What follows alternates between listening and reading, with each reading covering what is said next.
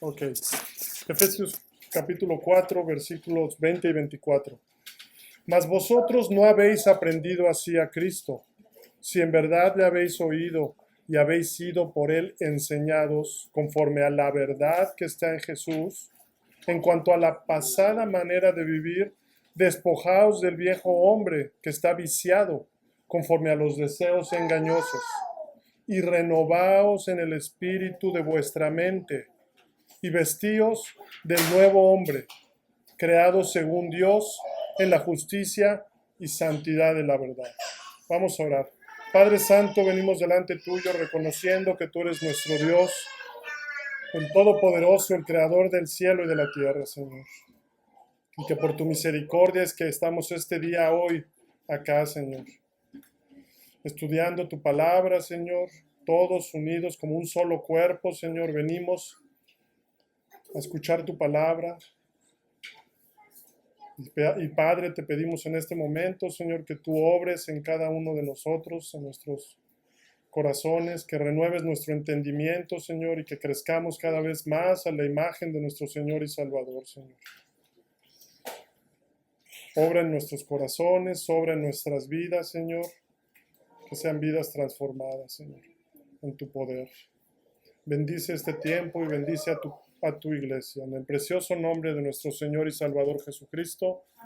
Amén. Vamos a continuar, mis hermanos, con el estudio del capítulo 4 de la confesión.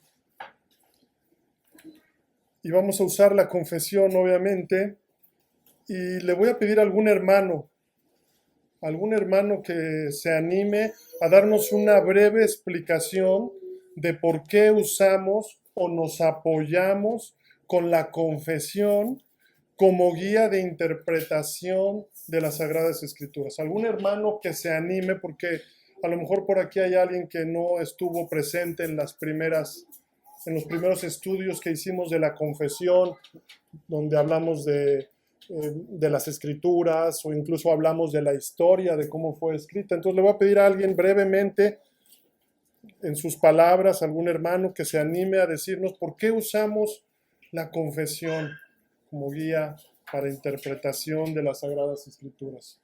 ¿Algún hermano? Paquito. No estoy seguro. Creo que es porque muchas personas llegaron a ese acuerdo, ¿no? Como a la conclusión de cada tema y pues por eso entre todos todos están de acuerdo con la misma idea que quieren exponer o algo así. Ok, estamos hablando de una multitud en un consejo. La palabra habla de la multitud de consejo, hay sabiduría, ¿va? Es buen apunte. ¿Alguien más que quiera mencionar algo como refuerzo, hermana? Para estar seguros de nuestra elección eterna, precisamente por las personas que estudiaron, que nos dijeron que se han basado para que nosotros esta doctrina o esta confesión. Ok, algunos hermanos que nos antecedieron, ¿verdad? Y que de alguna manera podemos saber que esto no es algo que se le ocurrió ni a una sola persona, ni recientemente, ¿va? Sino que es algo que ya pasó la historia y que ha pasado la prueba de la historia. ¿Ok? Eso nos da de alguna manera la seguridad de nuestra elección eterna. Sí, específicamente ya entrando a las doctrinas, ¿verdad? ¿Alguien más? ¿Alguien por acá que quiera agregar, aumentar? Hermanos. Por acá. Denis. Para prevenir herejías. Prevenir herejías, muy bien, claro que sí. Para prevenir herejías. ¿Alguien más? ¿Algo más? Bueno, yo quise hacer este pequeño recordatorio porque de repente puede llegar algún hermano o alguien que está recientemente llegando y dice, bueno, ¿por qué ocupan una confesión? ¿Por qué no solamente la Biblia? Bueno, yo les quiero poner aquí rápidamente a manera de recordatorio dos hermanos que han escrito y han hecho estudios sobre la confesión. Y por ejemplo, el hermano Sam Waldron, él considera la confesión como una síntesis magistral de la teología cristiana. O sea, vemos que es una síntesis magistral.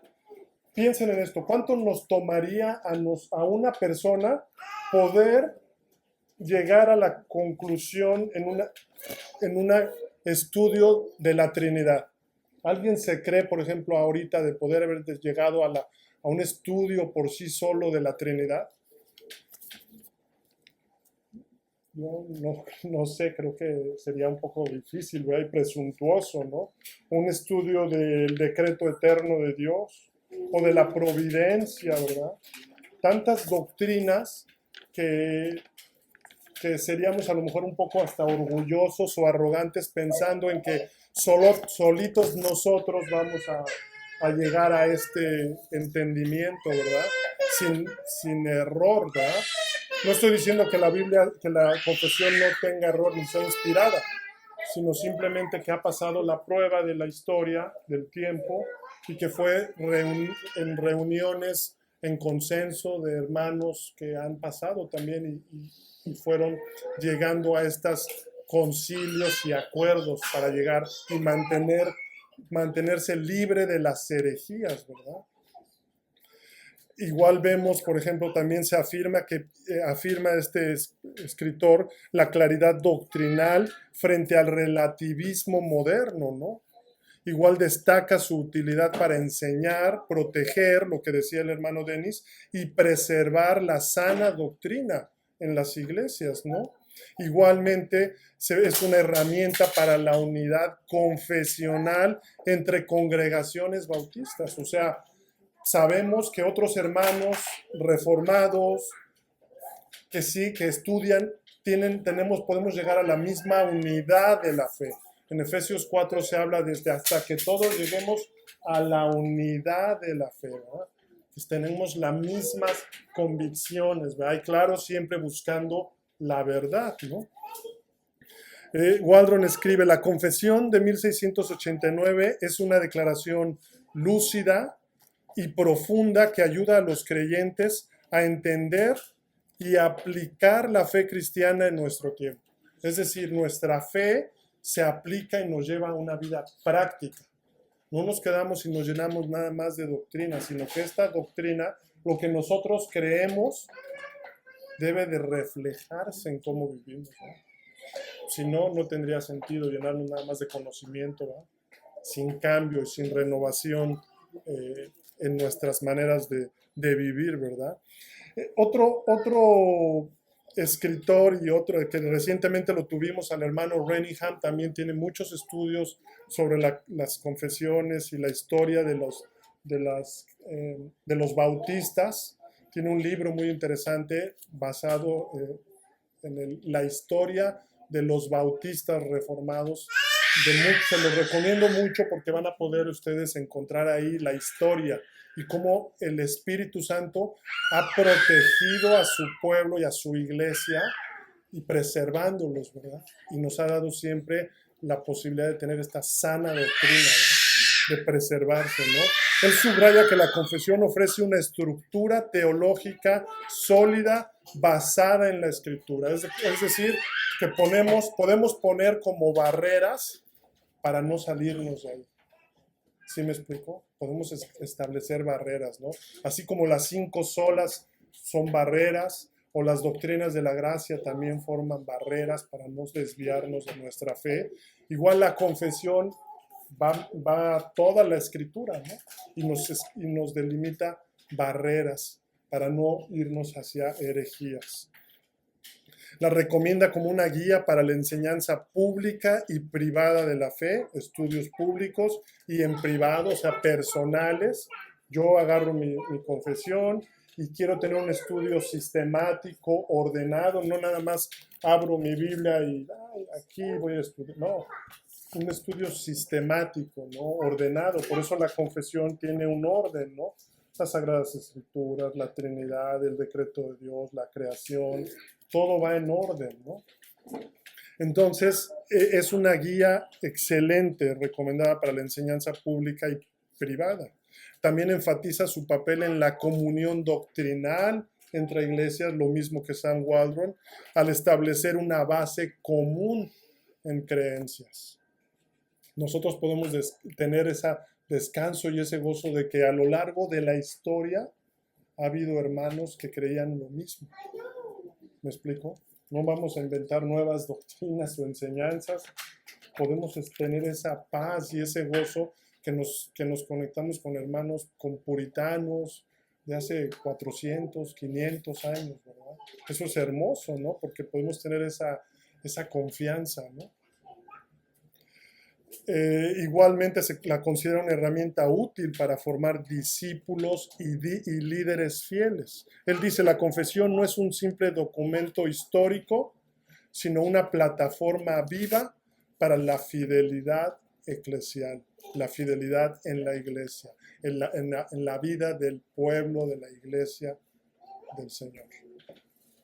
Así que después de este breve recordatorio de por qué usamos la confesión como guía doctrinal, la verdad es que es una bendición y yo añadiría a todas estas que podemos fortalecer nuestra confianza en que el Espíritu Santo ha obrado preservando a su iglesia y le ha dotado de precisamente doctrina y guiada a lo largo de la historia. Durante 2000 años, cuando el Señor se fue, nos dijo, les conviene que yo me vaya. El Espíritu Santo los llevará a todo. Ahora, ¿cómo se ve en lo práctico? Bueno, el Espíritu Santo ha seguido guiando, levantando a pastores, a maestros, para bendecir a su pueblo y que nosotros podamos aprender y seguir estas doctrinas, ¿no? Principios en la iglesia primitiva salieron los credos, el credo apostólico, el credo de Nicea, luego vinieron el credo atanasio, muchos otros que fueron respondiendo ante situaciones que había donde se presentaban herejías y se empezaban a querer desviar, y así ha sido siempre. En diferentes épocas ha surgido ataques hacia la iglesia, hacia el pueblo de Dios. Ahora por ejemplo, hay algunas muy fuertes que pueden ser muy notorias, ¿no? ¿Alguien puede decirme alguna cosa que pretende desviar al pueblo de Dios? Prácticos en nuestra época, ¿no? Así como en los primeros siglos se defendió no en los primeros, en su momento en la época de Lutero, la autoridad de las Escrituras, la suficiencia de las Escrituras con Lutero para llegar a las 5 solas. Igualmente al principio la doctrina de la cristología fue atacada, fue la primera que fue atacada. Ahora, ¿qué está atacado, por ejemplo, no? O Dios creó varón y hembra. Y está siendo muy atacado, ¿no? Digamos, los últimos cuantos, 70, 80 años. Es atacado. Entonces siempre surge este tipo de ataques. Quizá dentro de poco salga una digamos que a lo mejor un tipo de acuerdo entre iglesias reformadas y hagan un statement o una declaración y lo hacen, ¿verdad? Ya se hace por todos lados, ¿no? Pero así siempre ha sido, la iglesia siempre va a ser atacada. Pero nosotros podemos tener esa paz y esa confianza que el Espíritu Santo preserva a su pueblo. Lo dota de maestros y lo dota de pastores que predican la palabra y la enseñan de acuerdo a la verdad. Así es que después de este pequeño recordatorio de por qué usamos y nos apoyamos, empezamos con el párrafo 2 del capítulo 4, que dice: después que Dios hubo creado todas las demás criaturas, creó al hombre, varón y hembra. ¿Se dan cuenta cómo aquí ya está defendiéndose eso que ahora está atacado? Ya estaba hace muchos años, ya se había ahí, desde las Escrituras, obviamente, ¿no? Varón y hembra con almas racionales e inmortales, haciéndolos aptos para la vida con Dios, para la cual fueron creados. Esto es lo que vimos la clase pasada y vimos este primer punto, vimos la constitución del hombre. Y vimos que el hombre fue creado al final, después que Dios hubo creado todas las demás cosas, todas las demás criaturas. Es decir, fue creado como culminación del acto creador, lo cual muestra su lugar privilegiado en el orden y creación de Dios. Génesis 1, 26 y 27. Y vimos que Dios los creó varón y hembra, y que ambos fueron creados a imagen de Dios, con igual dignidad, valor y capacidad espiritual. También vimos que la misma creación de ambos nos muestra un propósito y rol diferente para cada uno. Y brevemente vimos que Dios asignó roles distintos al hombre como cabeza del hogar y la mujer como ayuda idónea.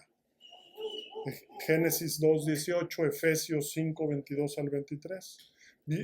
Como diferentes propósitos, aptitudes y roles diferentes. Matthew Henry comentó: la mujer fue hecha de una costilla del costado de Adán, no de su cabeza para dominarle, ni de sus pies para ser pisoteada, sino de su costado para ser igual, bajo su brazo para ser protegida y cerca de su corazón para ser amada. Veía una entrevista esta semana que le hicieron al pastor Doug Wilson en CNN, una cadena de televisión Walk. Y en su respuesta que le dio a esta periodista, me pareció hermosa y precisa, y pude ver cómo esta declaración que él hace estaba esto que estudiamos la semana pasada, ¿no? Y el reportaje era acerca de este tema, y él respondió algo que obviamente es una aplicación o conclusión confesional de este punto, a lo que él le respondió, ¿no? Porque esta mujer, ante el asombro e incredulidad en la explicación del pastor acerca de los roles de hombre y mujer, él le dijo a la mujer,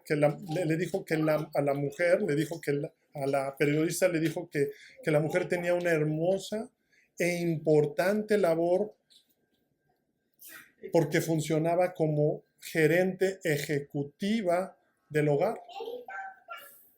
Y bajo la supervisión y liderazgo del cabeza del hogar, Dios le había confiado almas racionales y eternas.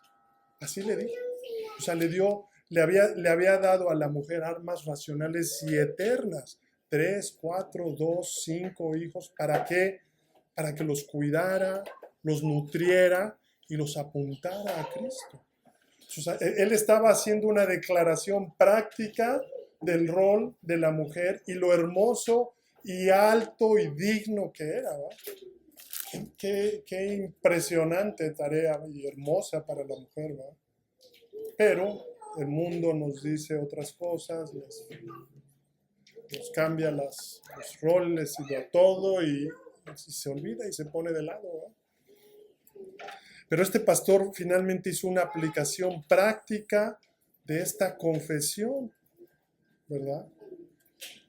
Que Dios los hizo con almas racionales, lo que implica una capacidad única para conocer, amar y obedecer a Dios. E inmortales, nos habla de trascendencia en el tiempo, es decir, una existencia eterna que trasciende aún la muerte física. Y él aplicó esta doctrina, este rol encomendado a la mujer en el hogar, la importancia que tenía de nutrir almas eternas, inmortales. Entonces vimos la importancia de meditar en esto, de ver a nuestros seres queridos, cónyuge, hijos, como almas inmortales, pues el hombre fue diseñado por Dios para la comunión con Él. El puritano Richard Baxter dice: el alma racional fue hecha para contemplar a Dios, no para arrastrarse entre las cosas terrenales. Así que el día de hoy, vamos a continuar con el siguiente punto de este párrafo, que dice, lo tengo en rojo, letras rojas, dice: siendo hechos a imagen de Dios, en conocimiento, justicia y santidad de la verdad. A este punto lo podríamos titular la identidad del hombre. Los escritores, habiendo afirmado que el hombre fue creado con alma racional e inmortal y apto para la vida con Dios, ahora profundizan en cómo fue creado a imagen de Dios. Y dice, en conocimiento, justicia y santidad de la verdad.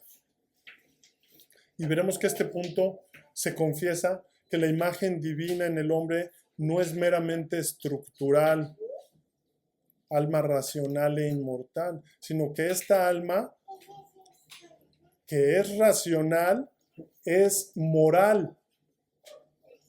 Es moral esta alma racional. Fue creada moral.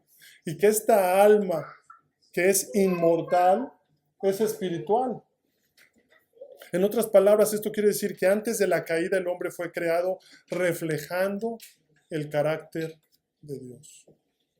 Y es que aquí, al profundizar en este aspecto moral y espiritual, donde veremos cómo el diseño original del ser humano incluía una disposición interna hacia la verdad, la justicia y la santidad. Dios no creó al hombre defectuoso, ¿verdad? Capítulo 4, párrafo 2, la imagen de Dios en el hombre, segunda parte, su identidad. Noten cómo dice, siendo hechos a imagen de Dios en conocimiento, justicia y santidad de la verdad. La confesión afirma como conclusión más detallada del punto 1, que ya vimos la semana pasada, que el hombre, varón y hembra, fue creado a imagen de Dios y que lo creó apto para relacionarse con él. Pero ahora agrega que no solo su capacidad racional era para gobernar y liderar según su diseño, o sea, no era solo estructural, sino que esta alma racional e inmortal estaba de acuerdo a la imagen de Dios en su disposición moral y espiritual. Génesis 1, 26 y 26, 7. Entonces dijo Dios, hagamos al hombre a nuestra imagen conforme a nuestra semejanza. Y señoré en los peces del mar, en las aves de los cielos, en las bestias, en toda la tierra y en todo animal que se arrastra sobre la tierra. Y creó Dios al hombre, a su imagen, a imagen de Dios lo creó, varón y hembra los creó. Y por disposición moral y espiritual me refiero a que el ser humano fue creado por Dios en una inclinación interna hacia lo que es justo, santo y verdadero. Es decir, nuevamente, no solo con capacidades intelectuales como razonar o pensar, sino con una inclinación a lo moral. Porque el hombre tenía una voluntad naturalmente alineada con la ley de Dios. No solo sabía lo que era bueno, sino que deseaba hacerlo. Y tenía disposición espiritual porque su corazón estaba orientado hacia Dios. Tenía afectos puros, amor por su Creador y una vida interior que reflejaba la santidad divina. Y esto lo podemos deducir viendo Génesis 3, versículos 8 al 10. Justo después de la caída, cuando Adán y Eva sienten vergüenza y temor al haber pecado. Génesis 3, versículo 8 al 10. Este momento revela que antes del pecado, su corazón estaba orientado hacia Dios y que la ruptura de esa comunión produjo una reacción espiritual profunda. Vayan conmigo a Génesis 3, versículos 8 y 10. Génesis 3, versículo 8 y 10, al 10. Y oyeron la voz de Jehová Dios, que se paseaba en el huerto al aire del día, y el hombre y su mujer se escondieron de la presencia de Jehová, Dios, entre los árboles del huerto. Mas Jehová Dios llamó al hombre y le dijo: ¿Dónde estás tú? Y él respondió: Oí tu voz en el huerto y tuve miedo, porque estaba desnudo y me escondí. Este pasaje refleja la disposición espiritual original, porque antes del pecado, Adán y Eva vivían en comunión abierta con Dios, sin temor ni vergüenza. Y después del pecado, su reacción no fue la de indiferencia, sino vergüenza y miedo, tanto que se ocultaron, lo que indica que su conciencia estaba sensible, porque sabían que habían fallado, habían pecado. Tuvieron vergüenza. Esta vergüenza revela que su vida interior estaba diseñada para la santidad y que el pecado fue una ruptura dolorosa en esa relación. Thomas Watson dice: la vergüenza de Adán fue el eco de una conciencia que antes estaba en paz con Dios. Voy a repetirlo. La vergüenza de Adán fue el eco de una conciencia que antes estaba en paz con Dios. El alma fue hecha para la comunión, ¿recuerdan? Y el pecado la hizo temblar. Ahora, mis hermanos, yo pregunto ahora como creyentes, ¿cómo nos sentimos cuando pecamos? Cuando ya se nos ha dado vida y somos una nueva criatura, ¿cómo nos sentimos cuando fallamos? Culpa, vergüenza. Sentimos vergüenza. Y como que quisiéramos escondernos, y a veces creemos que lo logramos, como Adán y Eva creyeron que se estaban escondiendo, que se podían esconder.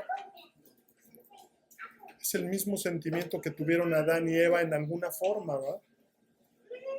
Por esto el apóstol Pablo dice a los Efesios, capítulo 4, versículo 24, vestíos del nuevo hombre, creado según Dios en la justicia y santidad de la verdad. Y a los colosenses les dice: no mintáis los unos a los otros, habiéndoos despojado del viejo hombre con sus hechos, y revestido del nuevo, el cual conforme a la imagen del que lo creó, se va renovando hasta el conocimiento pleno. Así que en aplicación para los creyentes, nosotros seguimos pecando y fallando, pero cada vez que esto sucede, somos llamados a ir al trono de la gracia, a confesar nuestros pecados en arrepentimiento y fe. Y somos llamados a vestirnos de Cristo, del nuevo hombre creado según Dios en justicia, santidad y santidad de la verdad. Y vamos a Él sabiendo que Él es fiel y justo para perdonarnos y limpiarnos de toda maldad si confesamos nuestros pecados. Y podemos descansar sabiendo que Él ha proveído el sacrificio perfecto y que al arrepentirnos y creer en su Hijo, Él nos cubre con vestiduras blancas. Y fue lo que hizo con Adán y Eva después de que pecaron. Dios les anunció el protoevangelio. A la serpiente le dice: y pondré enemistad entre ti y la mujer, y entre tu simiente y la simiente suya. Esta te herirá en la cabeza y tú le herirás en el calcañar. Se le conoce como el protoevangelio, el primer anuncio del evangelio, porque en este versículo se introducen dos elementos que antes no se habían mencionado en el huerto del Edén. Todo era comunión y paz y una relación en armonía. Pero estos versículos son la base del cristianismo. La maldición sobre la humanidad por el pecado de Adán, y escuchen, la provisión de Dios de un Salvador que tomaría sobre sí esa maldición. En el versículo 21, ellos fueron cubiertos con pieles de un animal, en lo que sería el primer sacrificio, ¿no? El primer derramamiento de sangre. Génesis 3:21. Y Jehová Dios hizo al hombre y a su mujer túnicas de pieles y los vistió. Como un anuncio o promesa de que Él restauraría y cubriría al hombre de sus miserias y su pecado. Stephen Charnock dice, la santidad fue la gloria del primer hombre. Era su ornamento, su deleite y su vida. El hombre fue creado santo, moral y espiritualmente. Adán no solo tenía la capacidad de conocer a Dios, sino que amaba lo que Dios ama y rechazaba lo que Dios rechaza. Su alma estaba en armonía con la voluntad divina. Y en aplicación para nosotros. Así como ellos fueron creados en santidad, nosotros ahora hemos sido apartados por los méritos de Cristo. La justicia de Cristo para la santidad de la verdad. Hemos sido apartados para esto. Y este debe ser ahora el sentir del creyente. Amar lo que Dios ama y rechazar lo que Dios rechaza. La mente, voluntad y afectos de Adán y Eva estaban en armonía con el carácter de Dios. Y esta imagen en el hombre, los escritores la expresan en tres cualidades esenciales: conocimiento, justicia y santidad de la verdad. Conocimiento porque el hombre fue creado con una mente capaz de conocer a Dios, comprender su voluntad y vivir en obediencia consciente. Y este conocimiento no era adquirido por experiencia o estudio, ¿me explico? Sino que fue infundido por Dios desde el principio, como parte de su diseño espiritual. Génesis 2, 15 al 17. Tomó pues Jehová Dios al hombre y lo puso en el huerto del Edén para que lo labrara y lo guardase. Y mandó Jehová Dios al hombre diciendo, de todo árbol del huerto podrás comer, mas del árbol de la ciencia del bien y del mal no comerás. Este pasaje muestra que Adán recibió directamente revelación divina y que tenía la capacidad de entenderla y responder. Dios no solo le dio instrucciones, sino que lo trató como un ser racional, capaz de discernir entre el bien y el mal. El puritano John Owen dice, el conocimiento de Dios era natural para Adán, no aprendido. Su alma estaba llena de luz, sin sombra de ignorancia. Él había recibido toda la información de parte de Dios, directamente. En otras palabras, Owen destaca que el conocimiento en Adán no era fruto de esfuerzo intelectual de Adán, sino era una luz espiritual interna, reflejo de la comunión perfecta con Dios.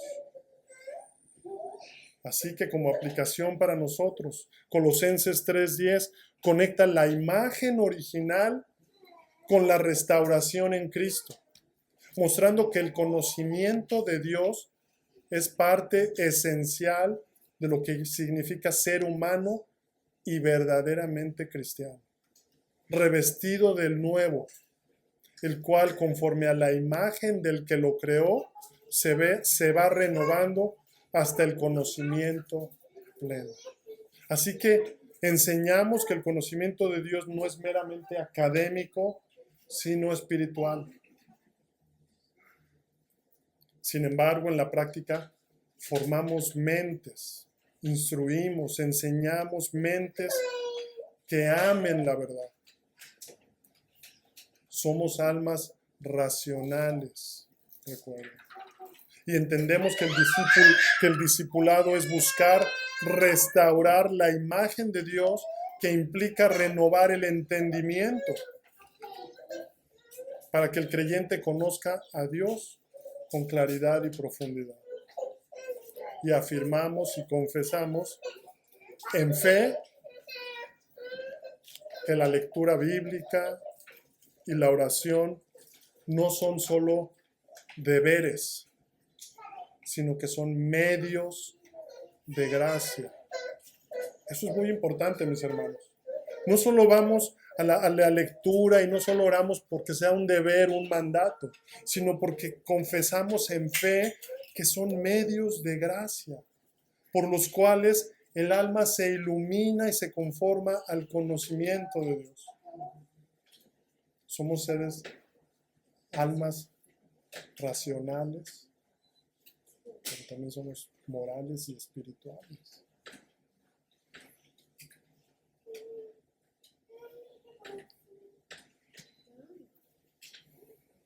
Y esto es por la obra del Espíritu Santo. Y la confesión agrega justicia. Y es agregada porque la justicia es un atributo del carácter de Dios. Dios creó al hombre con una voluntad recta, no neutral ni inclinada al mal, sino dirigida naturalmente hacia la obediencia. Eclesiastés 7:29, primera parte, dice: Dios hizo al hombre recto.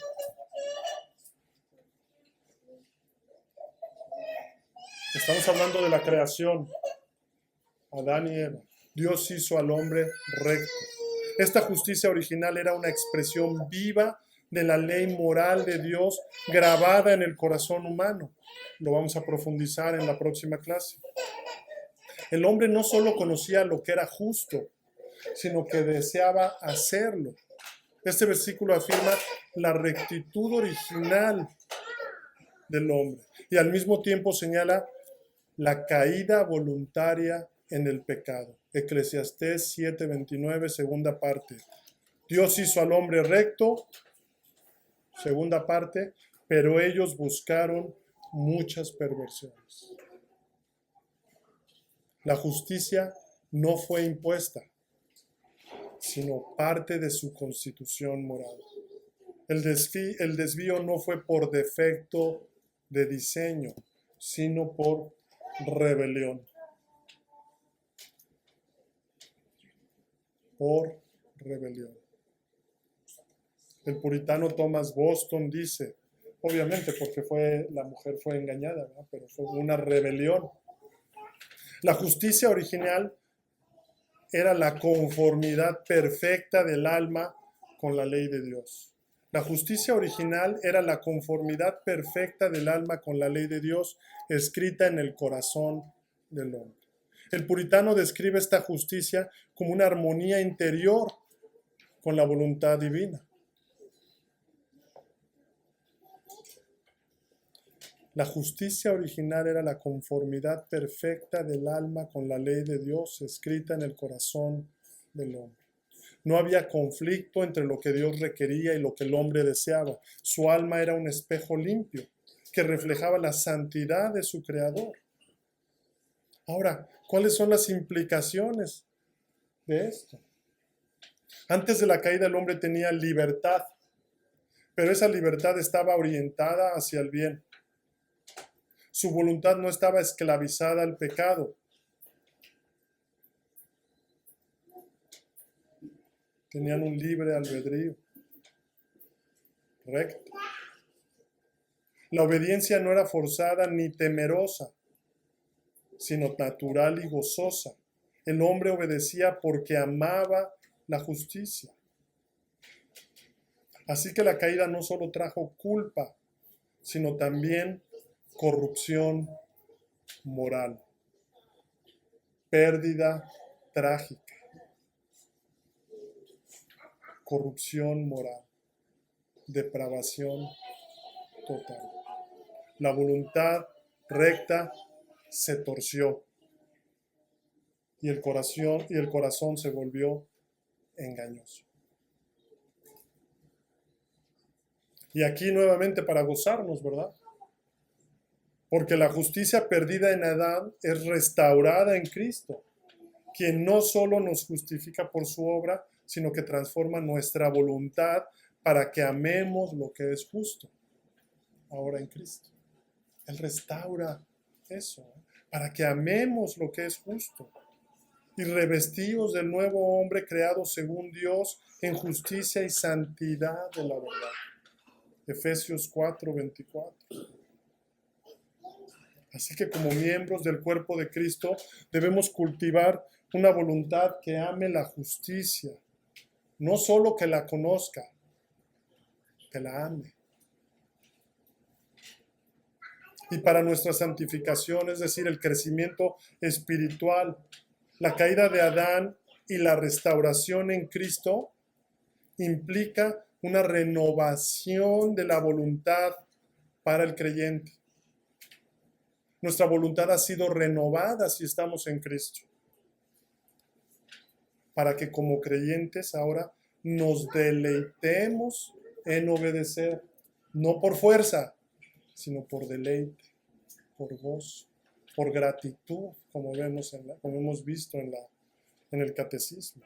Así que la justicia no es solo doctrina, no es legalismo, no es por fuerza, sino que se debe de ver en la vida práctica. Una nueva voluntad para el creyente. Ser imagen de Dios implica actuar con rectitud en lo cotidiano. Y la confesión agrega santidad de la verdad. Noten, dice que el hombre fue creado con conocimiento, justicia y santidad de la verdad. Los escritores tomaron esta frase directamente de Efesios 4:24, que describe al nuevo hombre como creado según Dios en la justicia y santidad de la verdad. ¿Pero qué significa santidad de la verdad? Quiere decir que no es una santidad superficial o ritualista, sino que es una santidad que fluye de la verdad. Es decir, de una mente que ha sido iluminada por Dios. Un alma que ha sido iluminada. Es una santidad auténtica que nace del conocimiento verdadero de Dios y su voluntad. La confesión usa esta frase para mostrar que el hombre original no solo era moralmente bueno, sino que su santidad estaba arraigada en la verdad divina. No era ignorante ni neutral. Conocía a Dios, amaba la verdad y vivía en ella. Había recibido directamente de Dios esta verdad. Y aunque Génesis 1:27 no usa la palabra santidad explícitamente, sí muestra que el hombre fue creado en completa armonía con Dios, lo cual implica santidad, porque Dios es santo. Y creó Dios al hombre a su imagen. A imagen de Dios lo creó. Varón y hembra los creó. En otras palabras, la imagen de Dios incluyó atributos morales. Como Dios es santo, el hombre fue creado con una naturaleza santa, sin pecado, con afectos ordenados y voluntad recta. Otro versículo que refleja la comunión santa del hombre con Dios es Génesis 2:25. Antes de la caída, ¿verdad? Y después de la caída, ¿verdad? Génesis 2:25. Y estaban ambos desnudos, Adán y su mujer, y no se avergonzaban. Antes de la caída, no se avergonzaban. Es decir, no había culpa ni corrupción, una inocencia moral. Vivían en luz, sin temor ni vergüenza. Su relación con Dios era pura, sin barreras, una comunión santa. Stephen Charnock dice, la santidad fue la gloria del primer hombre. Era su ornamento, su deleite, su vida. Stephen Charnock es un puritano inglés y se le conoce por su trabajo, por su tratado hablando de los atributos y la existencia de Dios. Y él es considerado uno de estos textos como de los más importantes sobre teología doctrinal en la doctrina, en la tradición puritana. Y en esta declaración está destacando que la santidad no era una carga para Adán, sino que era su gozo más profundo. Vivía en armonía con la santidad de Dios y su alma encontraba descanso en la obediencia. ¿Cuáles son las implicaciones teológicas? El hombre tenía afectos puros, el hombre amaba la verdad, deseaba la comunión con Dios y no conocía el engaño ni la corrupción. Existía una comunión sin barreras. La santidad permitía una relación directa con Dios sin culpa ni temor, porque la santidad del hombre era una expresión de la santidad de Dios como una imagen viva de su pureza. Así que Efesios 4:24, conectándolo con Génesis, Efesios 4:24 dice, creado según Dios en la justicia y santidad de la verdad. Describe la restauración de lo que Génesis muestra como el estado original. Creado según Dios en la justicia y santidad de la verdad. Y la confesión une ambos textos para enseñar que el hombre fue creado con una naturaleza santa, no neutral. La caída no fue desde la ignorancia, sino desde una posición de santidad y verdad. De ahí cayeron. La santidad en el hombre original no era una cualidad añadida, sino una disposición interna que reflejaba la pureza de Dios. El hombre fue creado con afectos ordenados, amando lo que Dios ama y aborreciendo lo que Él aborrece. Su vida estaba alineada con la verdad y su comunión con Dios era sin obstáculos, era el paraíso, era el Edén. Y después de la caída se pierde esta santidad de la verdad, después de esta rebelión.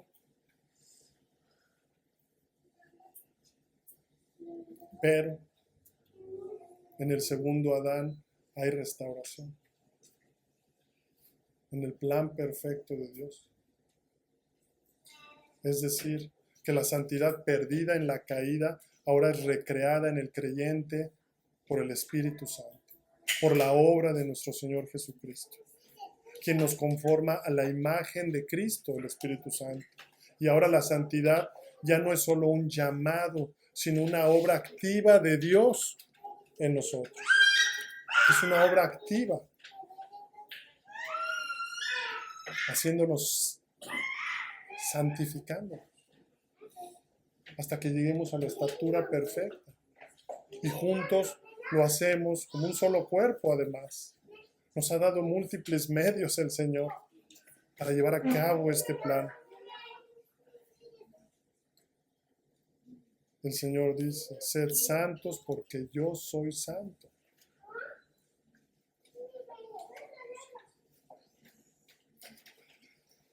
Solo para agregar, podrían algunos pensar que por el sacrificio de Cristo hemos regresado al punto de Adán y Eva.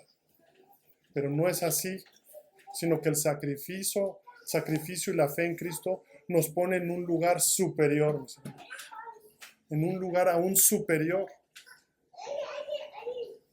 En el lugar como si Adán y Eva nunca hubieran pecado. Cristo es el postrero Adán, quien nunca pecó y sin embargo pagó por nuestros pecados y satisfizo la ira y la justicia de Dios. Y hemos sido revestidos con Cristo, si estamos en Cristo. Si hemos profesado la fe en nuestro Señor Jesucristo, nuestras voluntades han sido renovadas para que amemos y nos deleitemos en Dios, en su palabra, en obedecerlo, en la comunión de los santos, en orar a nuestro Dios y Padre. Nos gozamos. Después que Dios hubo creado todas las demás criaturas, creó al hombre, varón y hembra, con almas racionales e inmortales, haciéndolos aptos para la vida con Dios, para la cual fueron creados, siendo hechos a imagen de Dios en conocimiento, justicia y santidad de la verdad. Vamos a orar. Padre Santo, te damos gracias, Señor, por tu bondad y tu misericordia, Señor, para tu pueblo, Señor. Te alabamos y te glorificamos, Señor, por tu obra, por el sacrificio de tu Hijo en la cruz, Señor, porque estás restaurando todas las cosas, Señor, en Cristo, por Cristo, y todo sea para Él, para tu gloria. En el precioso nombre de nuestro Señor y Salvador Jesucristo. Amén. Amén.